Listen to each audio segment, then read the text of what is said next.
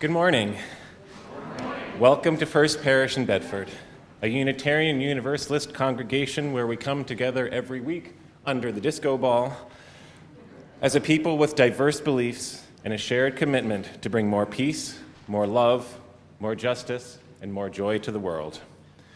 Whoever you are, whomever you love, whether you worship one God, many gods, or no God, you are welcome here. I want to say a special welcome to all of our visitors this morning, in person and on Zoom. We are glad you're with us today. Here in the sanctuary, you are invited to fill out a blue connection card, which you'll find at the end of the pews. You can give that to one of the ushers during the collection, and we will add you to our mailing list. In Zoom, we'll put a link in the chat to a form that you can also fill out as your virtual blue connection card. Parents and caregivers of little ones, there's a nursery available downstairs for your convenience, but we're always delighted to have the little ones here in our sanctuary as well. After the service, everyone is welcome to join us for coffee, tea, and fellowship in the common room. We have a few announcements this morning. The Capital Campaign Committee will host a webinar on Tuesday, January 7th from 6:30 to 8 p.m. on Zoom. This is the last major opportunity for congregation members to learn about the recommended infrastructure upgrades from our consultants and the various projects under consideration. Questions and community feedback are encouraged. There will be a congregational vote on the capital campaign at a special meeting on February 8th after the Sunday service. Every Sunday until February 8th, there will be a capital campaign table in the social hall during coffee hour. We hope you'll stop by and say hello. Next Sunday, February 1st, long-term First Parish member Sharon McDonald will give a Bedford Lyceum talk about her experiences as town historian. Her talk, entitled Door Number 2 Historian, will begin at 9 a.m. in the common room and conclude in time for the Sunday service. She promises a few props and a song or two. Lyceum talks happen before church on the first Sunday of every month. Every Sunday, we light our chalice, the symbol of Unitarian Universalism. Our chalice lighting words today are from our gray hymnal, Author Unknown. May we be reminded here of our highest aspirations and inspired to bring our gifts of love and service to the altar of humanity. May we know once again that we are not isolated beings, but connected in mystery and miracle to the universe and to each other.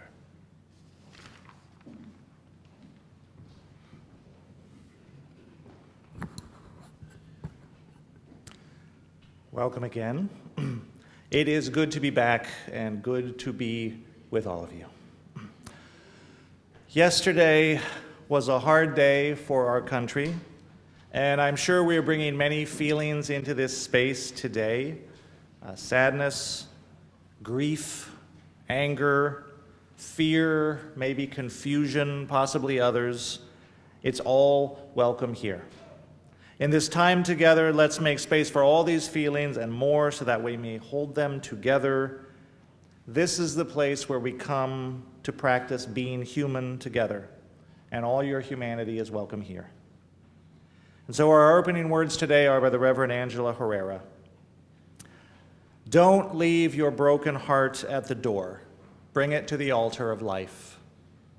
Don't leave your anger behind. It has high standards, and the world needs vision. Bring them with you, and your joy and your passion. Bring your loving and your courage and your conviction. Bring your need for healing and your power to heal. There is work to do, and we have all that we need to do it right here in this room together. Now our opening hymn is number 188, and I'm going to turn that over to Brad to lead us in singing.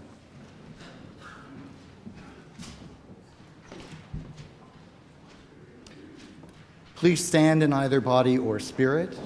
This is a round. It's got 4 parts. I could have utter chaos here if I didn't assign the roles. 1, 2, 3, 4. What do you want to be up there? 1, 3? I see 2. Okay. So, gallery, you're 2. So 1, 2, 3, 4. Okay, let's just start it. We all know it.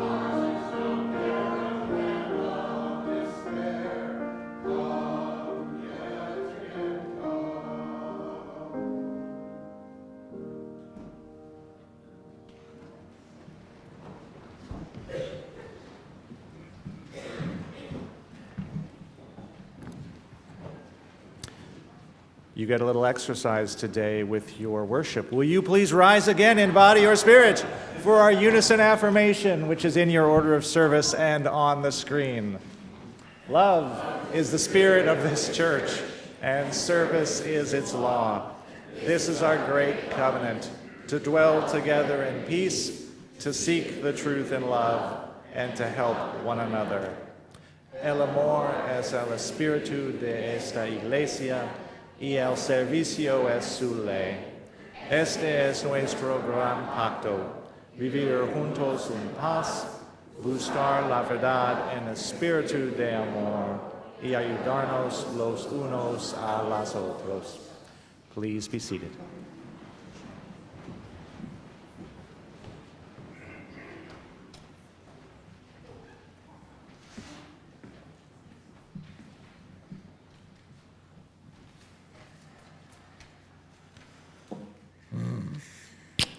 So,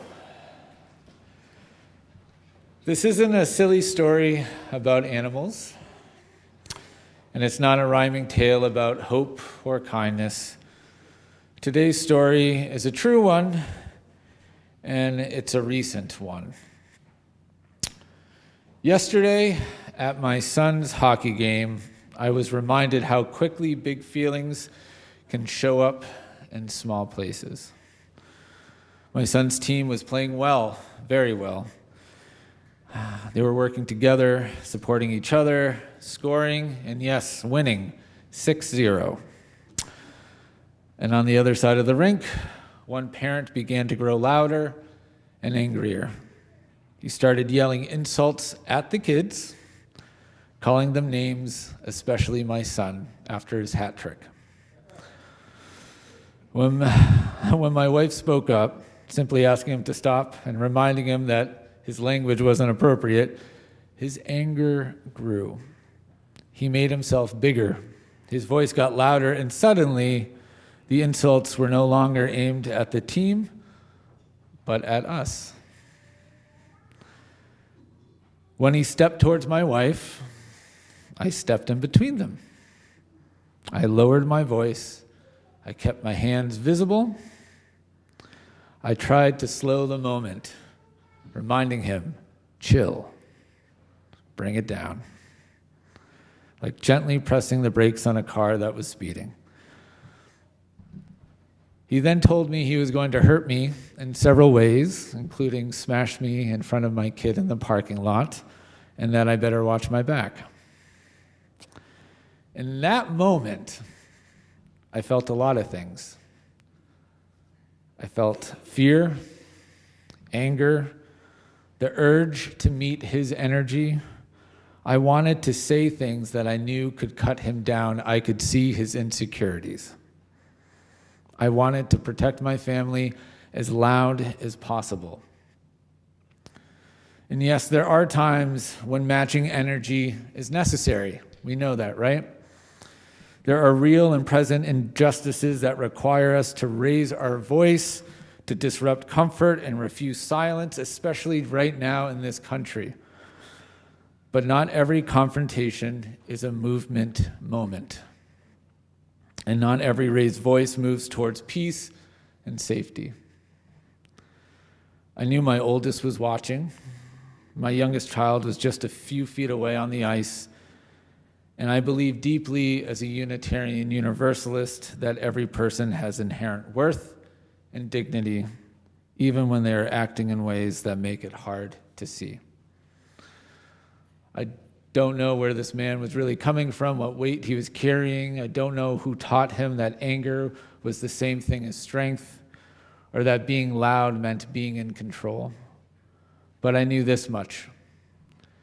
Someone who has to threaten, insult, and intimidate others is not powerful. They are weak, and they are overwhelmed. And adding more heat to this moment wouldn't make anyone safer. So, as someone who used to scrap a lot in high school, honestly, I had to swallow my anger all the way down into my stomach. It hurt.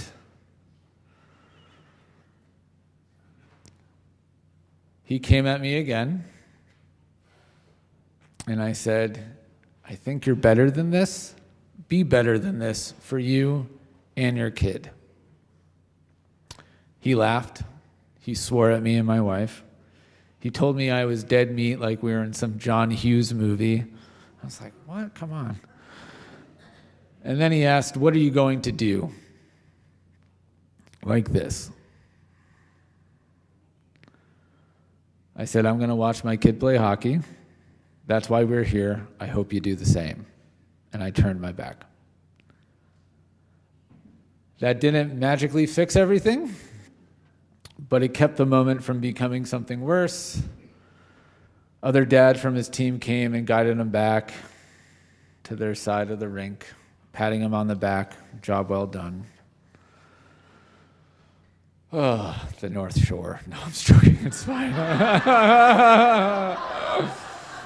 Oh, Peabody, Mass. Okay, but as the adrenaline drained from my body, I was reminded that, yes, loudness can be a tool. We all know that. We've all been to protests, right? But so can restraint. The difference is knowing which one reduces harm and hatred in the moment you're actually standing in. Strength isn't about turning up the volume or raising the temperature in every confrontation, because when you do, you can often burn yourself too. I think we've all had experience with that. Real strength doesn't need threats, it doesn't need to blame others, and it doesn't need to make itself bigger to feel important. The strongest thing we can do is make sure anger doesn't boil over, especially now, but instead allow anger to help us choose how we use our voice and how we use our actions. Go team. And kids are now dismissed to classes. Thank you.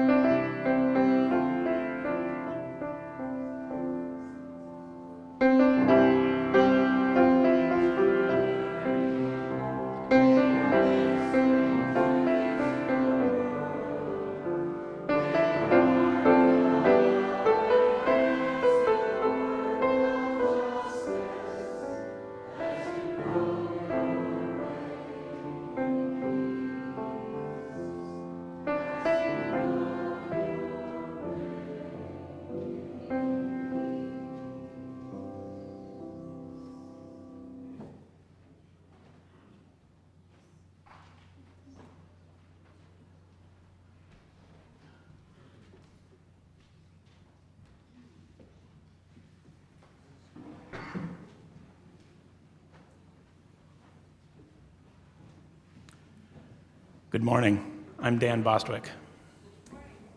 And I'm Renu Bostwick. On February 8th, our congregation will be voting on whether to embark on a capital campaign that will rejuvenate many parts of our beloved church building. We're going to highlight just one aspect of the proposed capital campaign, reducing fossil fuel use, that has energized us and hope it will also energize you to generosity and a yes vote. Every winter when I was a kid, my brother and I would be outside playing in the snow, and we'd barge into the house and leave the front door wide open. My father would bellow, "Close the door! Are you trying to heat the whole neighborhood?"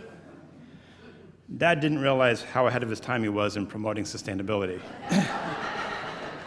His motivations were primarily economic. Heating oil was expensive when he lived in northern Vermont. But what motivates this church is that for the past couple hundred years, all of humanity has left the door open, and we heated not just the neighborhood, but the whole planet. The climate crisis makes every crisis worse. We can connect the dots from climate change to refugees, to immigration, to protectionism, political unrest, and billionaires who don't want to change the status quo. Climate change will affect the most vulnerable first. It is already affecting people like my relatives who live in a village in India. They rely on well water, which is drying up fast with droughts. They also live near a small river that is now flooding more often. The changes my grandmother saw in the last few years of her life had her very worried. And today, on what would have been her 99th birthday, I honor her life that taught me sustainability. Unitarian Universalists affirm the inherent worth and dignity of every person. We believe it is unjust that climate change will most affect those who use the least resources and contribute least to the problem. Unitarian Universalists pursue justice, equity, and compassion in all human relations and promote the goal of world community with peace, liberty, and justice for all. We believe that we need to do our part to stabilize the climate, since without a stable climate, the world cannot live in peace. Unitarian Universalists respect the web of interdependent web of all existence of which we are a part. We know that by reducing the emissions of our beloved church building is one way to minimize the damage that climate change is doing to that web. Our UU principles guide our actions as a congregation.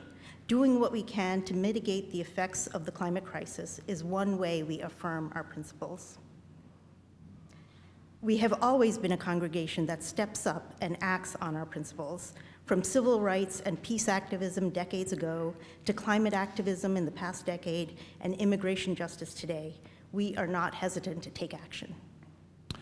A decade ago, we boldly voted for a resolution declaring our right to a livable climate, which controversially stated that it is immoral to continue extracting and burning fossil fuels while acknowledging that we are all stuck in a system that continues to do just that.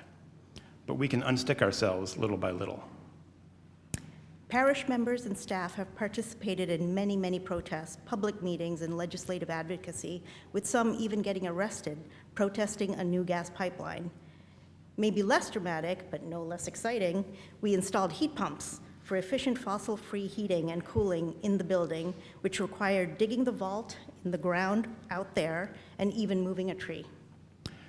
We insulated the walls of this sanctuary, which for nearly 200 years let in cold, wintry drafts. So even on a day like today, we are cozy and comfortable in here, using far less energy to keep us warm. And we installed solar panels on the roof to offset a large portion of our electricity use. This was a multi-year effort during which we had to file a lawsuit against the town and pass an article at town meeting, but we never gave up. This year's capital campaign will raise funds for the next big step, eliminating the gas-burning HVAC equipment on the roof of the common room. We cannot, in good conscience, replace it with more climate-harming equipment. Taking concrete action to reduce the harm of climate change is what we must do as individuals and as a congregation. We need to raise the money to make the changes that the next generation and the world need. Let's all vote in favor of the capital campaign on February 8th. I hope you will join us in committing to give generously and to make our building and the world a better place.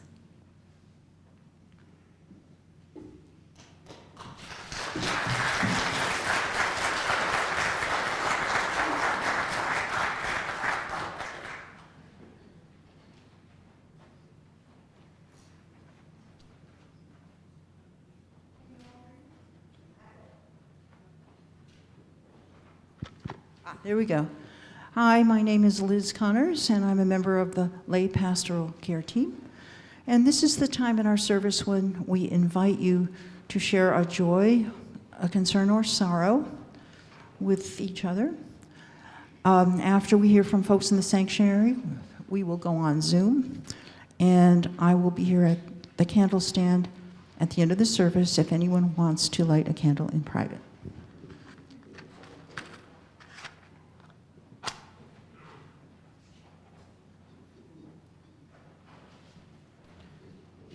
Thank you. And I'm going to light one more candle for the joys, concerns, and sorrows that we are holding in our hearts. And I will be here at the end of the service if someone wants to light a candle in private.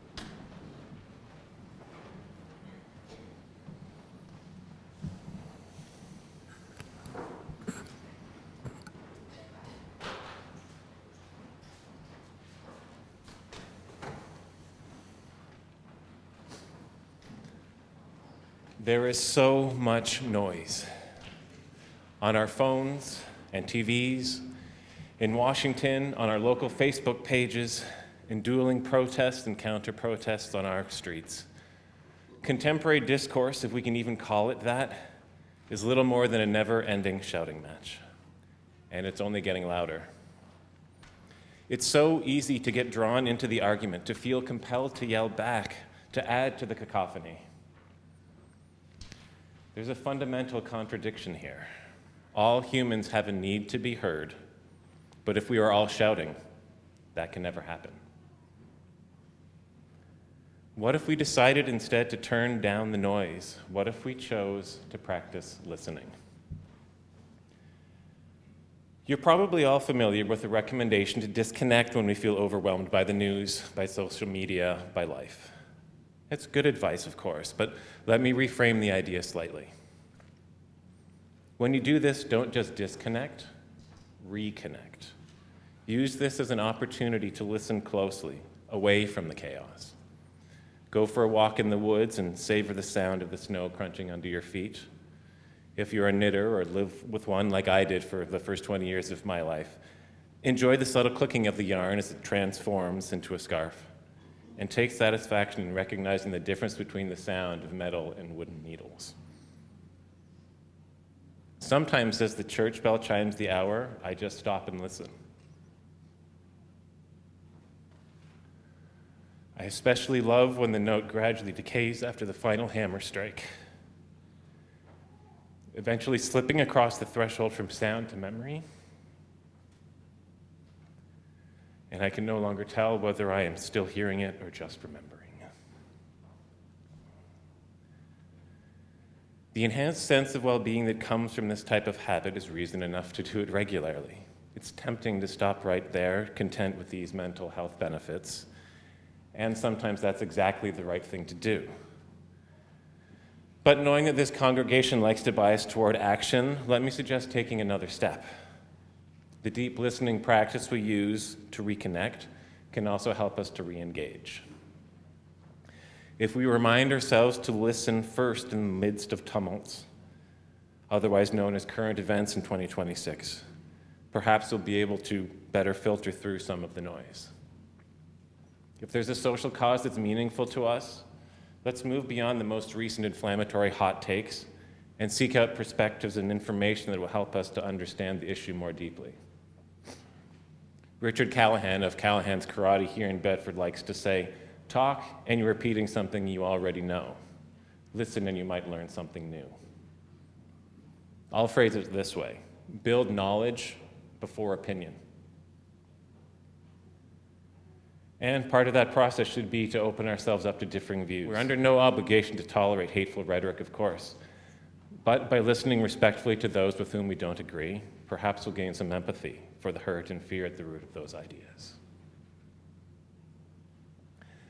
Now, if we're learning how to use deep listening to reconnect and ground ourselves, to re-engage with the world and its problems, we also have a responsibility to listen to our own minds, to reconsider our own thoughts. I once saw a bumper sticker that said, "Don't believe everything you think." Don't believe everything you think. How often do we actually take the time to contemplate our own thoughts? Or as the writer Pico Iyer suggests, our life experiences only gain meaning when we give ourselves the chance to reflect on them. Are we able to articulate what we care most about? And do our actions align with our passions? Do our opinions keep up with our evolving understanding of the issues? Can we share our viewpoints more clearly and persuasively? All humans need to be heard, but if everyone is shouting, that will never happen. We can choose to reconnect, re-engage, reconsider. In the end, turning down the noise and practicing listening isn't about shutting up. It's about finding ways to contribute while navigating the cacophony around us. It's about finding our voices. It's about finding our voices.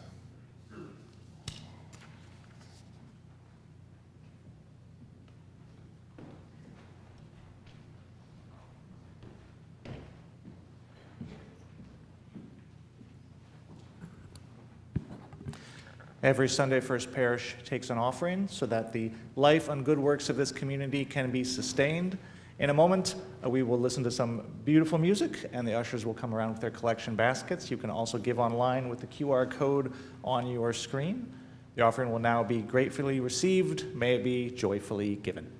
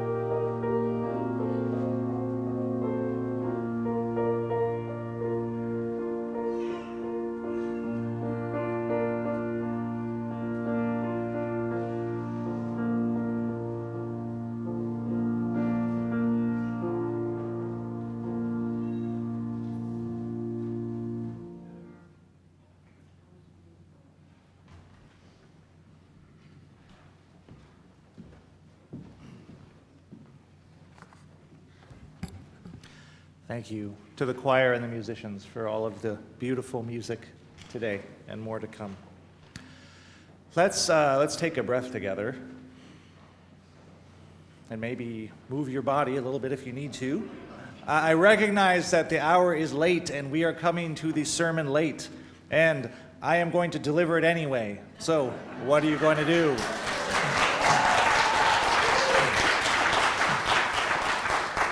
Patriots don't play until 3, so we got time.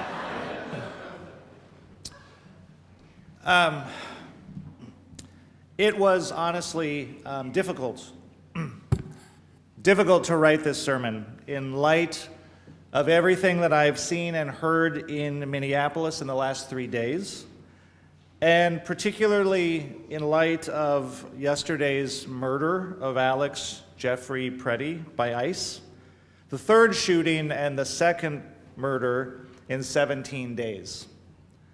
And so the sermon that I had planned to give was going to be called On Lowering the Temperature. And that title now feels almost cruelly misplaced in this moment when burning rage and righteous, holy anger is totally appropriate and, in fact, necessary.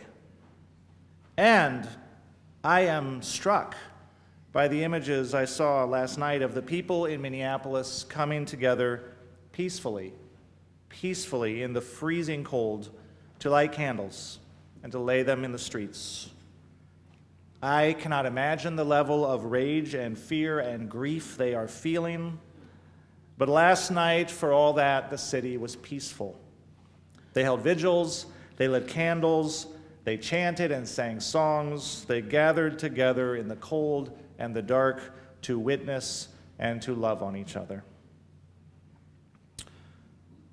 So to state it as plainly as I can, yesterday morning a group of ICE agents maced, beat, and then murdered Alex Preddy as he attempted to come to the aid of a woman they were also violently assaulting. He was an ICU nurse at a veterans hospital. No doubt helping people was deep in his character. Before he intervened to help the woman, he was peacefully filming ICE agents in the street and directing people out of the area. He was protecting his neighbors, as so many other ordinary people in Minneapolis are doing right now. And the people who do this know they are risking arrest, violence, and even death. They are routinely gassed and beaten when they do this, and we know Renee Good was murdered. And in the aftermath of her murder, emboldened ICE agents began taunting protesters, "Haven't you learned your lesson?" They began filming protesters themselves and telling them that they were being entered into a government database where they would be classified as domestic terrorists, just as Kristi Noem and others defamed Renee Good as a domestic terrorist less than an hour after her murder. And in response to this, people like Alex Preddy showed up in even greater numbers to defend their neighbors. They showed up more, not less. The only lesson they had learned was that they needed each other. In Minneapolis, I learned a new song, Solo el pueblo salva el pueblo. Only the people save the people. ICE agents murdered Alex Preddy, and again, to put it plainly, our government is lying to us about it. Absurdly lying, bald-faced lying, in plain contradiction to the available video. Just like Renee Good, they are calling Alex a terrorist. Their lies are almost another kind of violence. Their lies are a kind of violence against truth and reality itself. They know that we have all seen the same video, and they lie anyway. Reality is whatever we say it is what they are asserting to us, as every authoritarian regime eventually does. We will tell you what is real, they say. But we can see with our own eyes the truth, and we will not be gaslit by this lying, murderous regime. So last week, a national call went out to clergy to come to Minneapolis and learn what was happening there, to see with our own eyes, to witness the occupation that they are under. and to bring that truth back to our communities. It was a very last-minute thing because, of course, it was. Each person had to discern for themselves what they were able to do and what made sense for them to do. But in the end, over 600 clergy from around the country, from many different religious traditions, went to Minneapolis, where they were joined by hundreds more local clergy who were already on the scene. And I'm proud to say many of those 600 were Unitarian Universalists. We had a day of orientation and spiritual grounding, followed by a day out in the community to volunteer, to witness, and to participate in targeted direct actions if we chose. And I had hoped to have a little bit of time to process my experiences there before sharing them with you. Next week, I will share more, perhaps a little more thoughtfully. So next week might be part 2 of this. But what I can share today, and the first thing that I learned, is that Minneapolis is under an occupation. That is the word everyone uses for it, an occupation. They are under siege.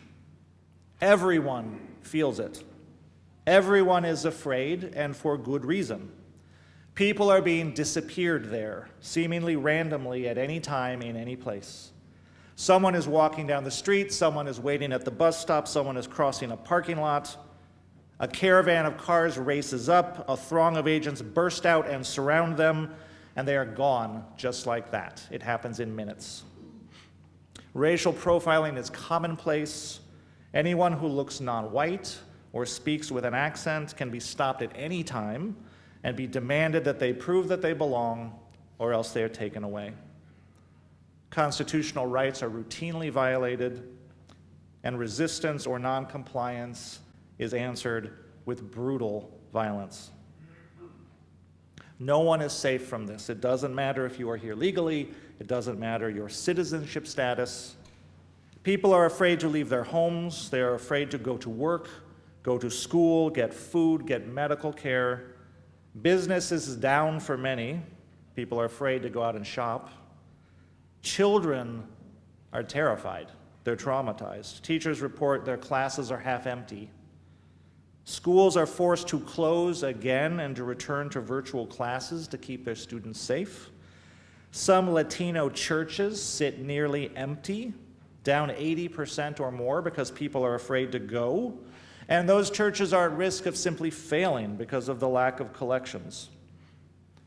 And in the aftermath of disappearances and as a consequence of lost income and lost wages and diminished business, many families are facing eviction, which is a dangerous prospect in the middle of a Minnesota winter. It is a terrible situation. It is wholly unnecessary. It is not making anyone safer. And it could end tomorrow if ICE would simply stop their violence and leave. But the other story that I'm bringing back from Minneapolis is a truly remarkable story of how the community has come together in response. Because what we saw there is that ordinary people everywhere are finding the thing that they can do, whatever it is, to resist this occupation, to protect their neighbors and to support each other.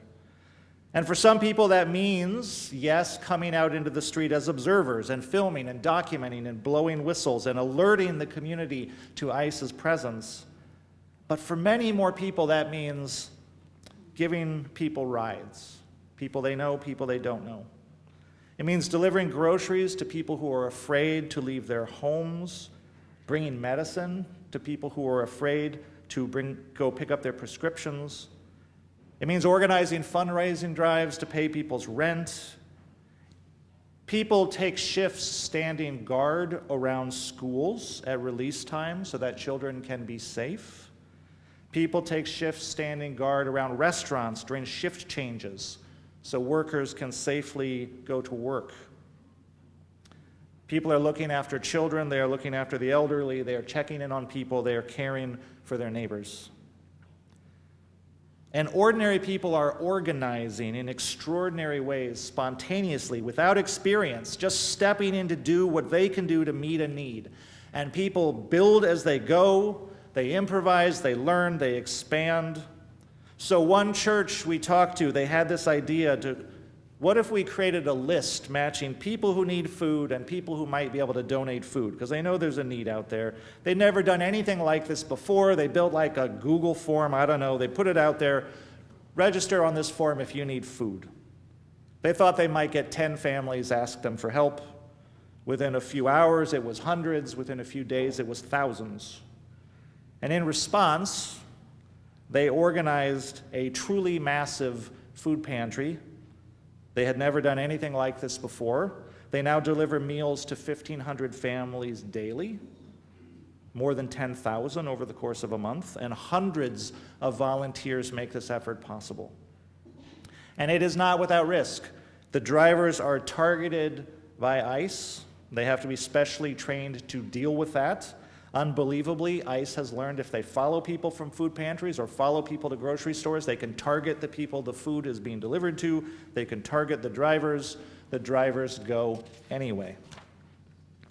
We heard so many stories like that. Someone got the idea that people might need help with rent, and soon they are coordinating a fund delivering hundreds of thousands of dollars in rent support to people facing eviction with no experience ever having done anything like that. People are being creative, they are being innovative, they are taking risks, they are figuring out ways to meet needs. The spirit there is just say yes and figure it out. Just say yes and figure it out. And the needs are truly great, but everyone is stepping up. And what we heard again and again is, I don't know anyone who isn't doing something. I don't know anyone who isn't doing something. People do what they can, and everyone does something. And the work is messy, it is imperfect, it is deeply relational, right? People reach out to those that they know and trust, and those people reach out to those they know and trust.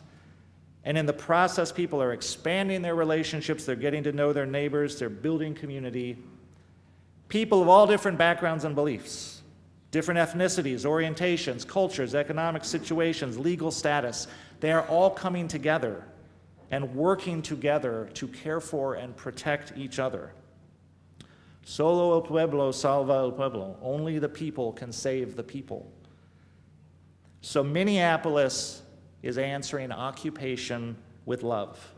And it could not be a starker contrast. Two competing visions offered for our future. One driven by the logic of empire and exclusion, one founded on community and care. Alex Preddy was murdered for helping his neighbor. His last words reportedly were, "Are you okay?" In response to his murder, the community came out in sub-zero temperature, lit candles, and sang songs. I'm sure they are enraged, I'm sure they are frustrated, I'm sure they are grieving, and they are answering all of those things with love. So the great theologian Howard Thurman, who mentored many a Unitarian minister, was a huge influence on Dr. King. He wrote a famous book in 1949. It is called Jesus and the Disinherited. Thurman was African American, and his book asked the question, what does the gospel have to say to people with their backs against the wall? He was a Christian. What does the gospel have to say to people with their backs against the wall? Because Jesus was a prophet who lived in a society that was under occupation by the Romans. He knew all about the experience of people who are occupied and oppressed. So what does he have to say to people who are living under occupation in other times and other places? And what Howard Thurman finds in the life and teachings of Jesus is kind of a manual for soul care for people who are facing occupation. Because to live under occupation like they are in Minneapolis, to live under the shadow of random and unpredictable violence, to know you are being targeted, is to feel threatened all the time. The people there are living on high alert all the time, with anxiety and fear. And to know that the government is lying to you about all of this is to know suspicion and mistrust. And to know that all of this is so deeply unjust is to know anger. And all of these things, Thurman knew, fear and suspicion and anger are corrosive to the soul. And over time, they can crystallize into hate, And Thurman viewed hate as the most terrible burden that the soul could bear. The worst consequence of living under oppression is to give oneself over to hate. That is when physical bondage becomes spiritual bondage. And hate is ultimately destructive to the person who hates. It's destructive to the people around them. And so Thurman offered as an antidote to hate Jesus' teachings that centered love, even as Unitarian Universalist calls us to center love. And there is in that choice to center ourselves in love an inviolable freedom that no occupier can ever touch.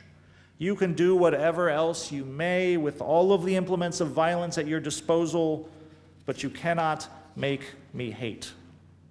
There is in that an inviolable freedom and inherent dignity.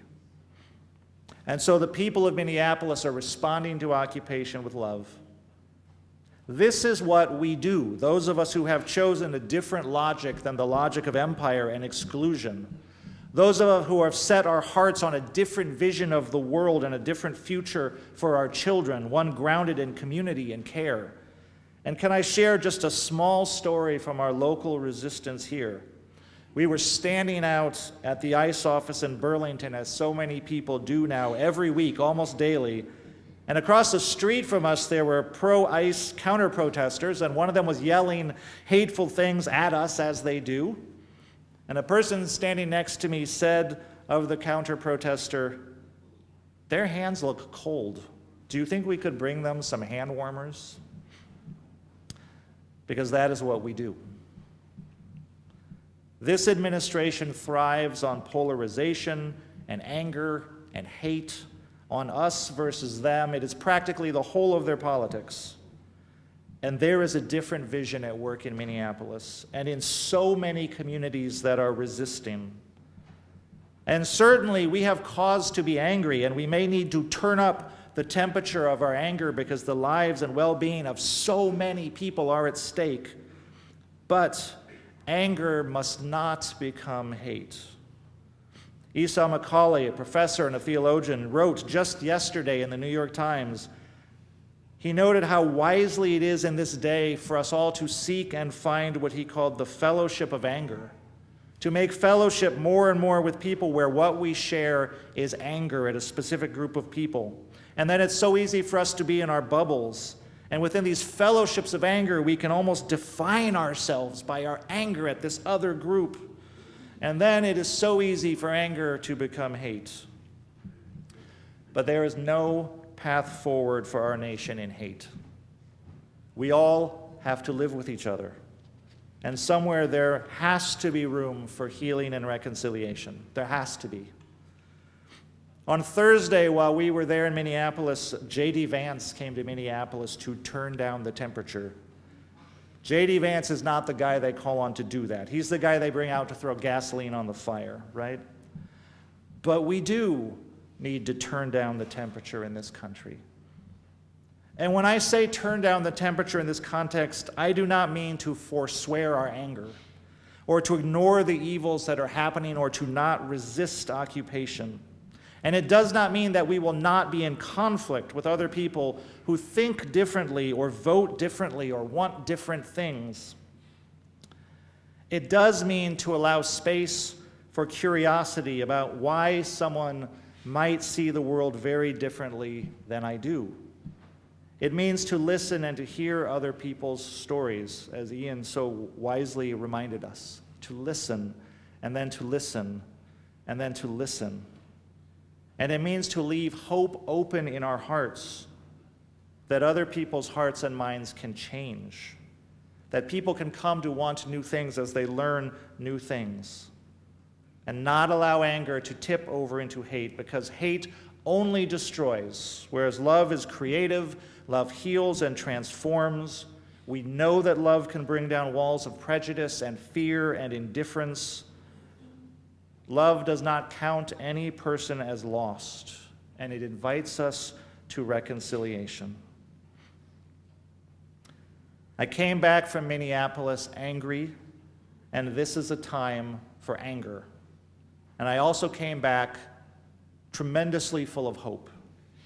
There is such a spirit of love at work there, and we are a people who believe in the transforming power of love. And this is our future. And so I invite us to keep striving for it together, to bring that transforming love into our communities, to believe in it, to trust in it, to give space for that love to work on our neighbors' hearts, to work on the soul of this nation, to go all in on love through this terrible time of occupation and conflict. Love invites us to reconciliation. Love invites us to freedom. And we're all going to get there together. Solo el pueblo salva el pueblo. Only the people can save the people, and that is us. May it be so, and amen. Our closing hymn today is number 131, Love Will Guide Us. Won't you please rise in body or spirit?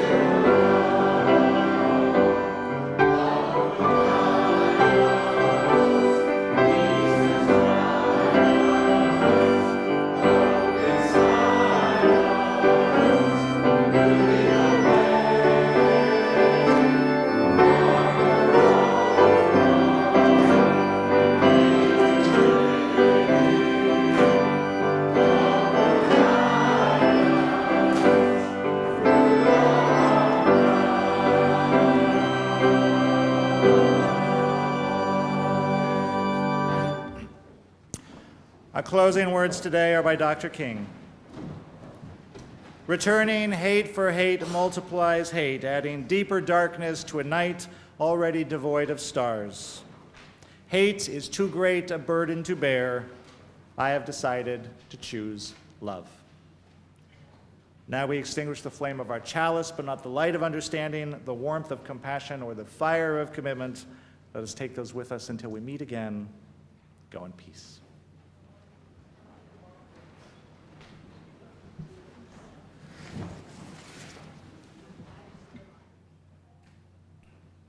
Santo Spiritu in gloria Dei, Pactum Sancto Spiritu.